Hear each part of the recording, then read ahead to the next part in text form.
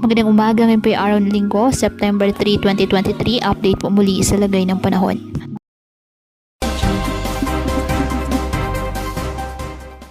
Patuloy pa rin na minomonitor ang bagyong Hana na nasa loob ng ating Philippine Area of Responsibility.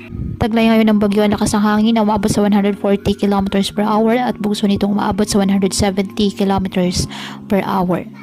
Kumikilos west-northwestward sa bilis po na 20 km per hour.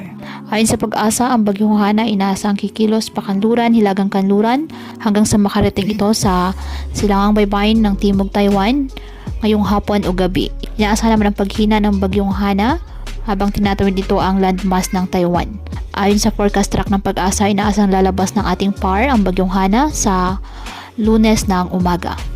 Sa ngayon, nakataas pa rin ang Tropical Cyclone Wind Signal number 1 sa Batanes. Patuloy naman po na hinahatak ng bagyong Hana at ng bagyong nasa labas ng ating PAR, ang bagyong Kirugi, ang southwest monsoon o habagat na nagpapaulan naman ngayon sa Babuyan Islands, Ilocos Region, Cordillera Administrative Region, Nueva Vizcaya, Zambales, Pampanga, Bataan, Aurora, Bulacan, Metro Manila, Calabarzon, Mimaropa, Bicol Region, Western Visayas, and the northern portion of Eastern Visayas. Kaya pinapayuhan ng ating mga kababayan na maging maingat at maging alerto po sa mga posibleng pagbaha at pagguho ng lupa at ugaliin na magdala palagi ng payong o kahit anumang panangga sa ulan sa tuwing lalabas ng ating mga tahanan.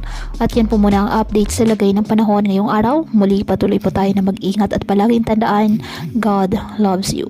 Stay safe and God bless.